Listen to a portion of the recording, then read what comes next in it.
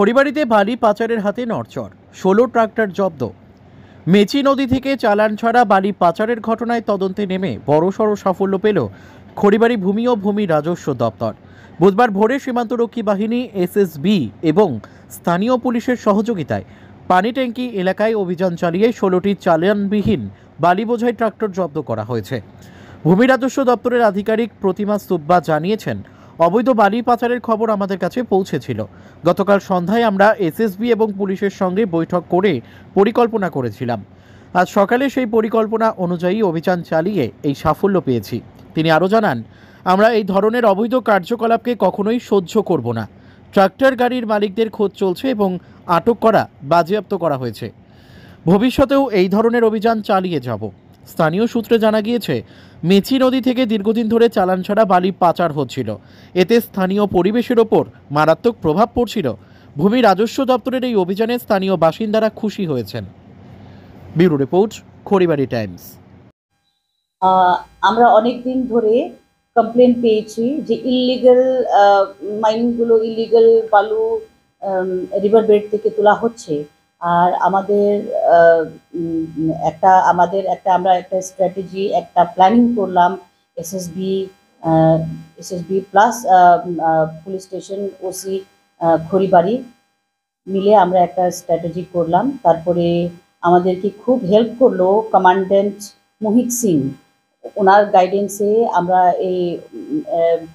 এই মানে যে অভিযানটা আমরা সাকসেসফুল করতে পারলাম। সাথে আমার আরও সোনাম ভটিয়া, ও খুবই মানে অভিজ্ঞতা আছে রেডে।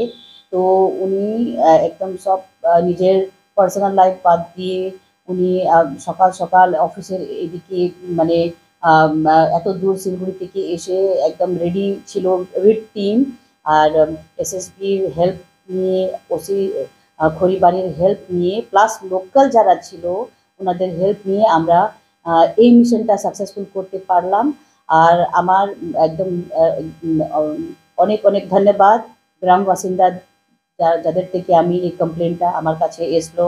তারপরে কমান্ডেন্ট মোহিত সিং আর OC Kharibari, revenue officer Sonam Bhutia, আর আপনাদেরকেও, মিডিয়াদেরকেও অনেক ধন্যবাদ দিই যে আপনারাও এই জিনিসটা একটু প্রচার করুন যে এইভাবে ইলিগাল কাজটা আমরা করতে দিব না। সব সময় ধরা না পড়লেও এক না একদিন এটা ধরা পড়বে। আর যেদিন ধরা পড়বে সেদিন জিনিসটা মানে অতটা মানে ভালো হবে না, সবাই জানি রেজাল্টটা ভালো হবে না। তো আমি এটাই সবাইকে অনুরোধ করি যে আপনারা প্রপার চালান নিয়ে এগুলো কাজ করেন। এখন তো ঘাটে ঘাটে কাউন্টারগুলো আছে, ওরা চালান ইস্যু করছে, রয়্যালটি ইস্যু করছে। তো আপনারা ওই অল্প টাকা জন্য অনেক অনেক ফাইন দেওয়ার পথে যাবেন না। ফাইন দিতে গেলে আপনাদেরকে 10 টাইমস 10 গুণা বেশি দিতে হবে। কিন্তু আপনি ওটা যদি কিনে নেন তাহলে অনেক টাকাটা বাঁচবে আর এটা বেআইনিও হবে না। তো আমি এটাই জনতাকে অনুরোধ করছি, আর যারা এই কাজে জড়িত আছে ওদেরকে অনুরোধ করছি যে আপনি আইনটা মানি চলুন। Thank you. ট্রাক্টর ধরা আছে আমরা এটা আরো সব বলুন।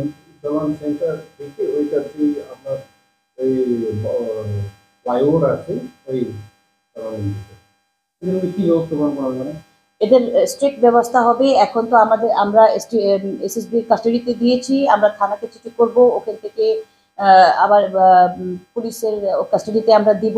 তারপরে আমরা একটা ভালো পেনাল্টি নিব। প্লাস ওনার যদি ধরা পড়ে তাহলে ওনারের জন্য আলাদাই একটা পানিশমেন্ট আছে, ওটা আমরা স্ট্রিক্টলি ওটা ফলো করবো।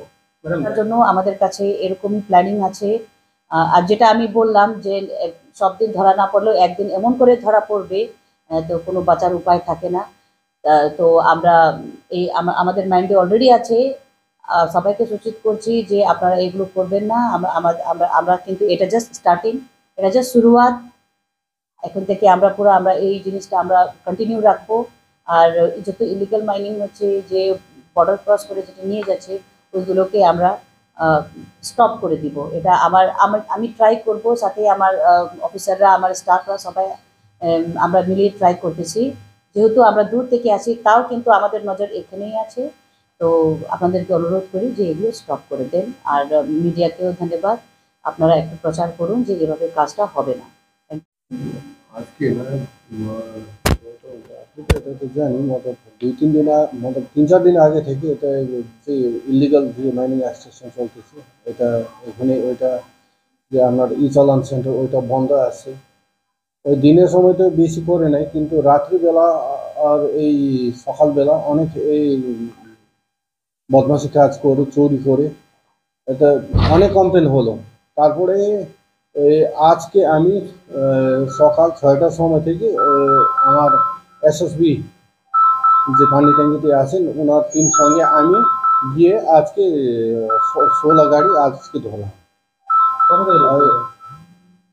হ্যাঁ এই ঘাট মতলব ওইটা যে আপনার ই চালান সেন্টার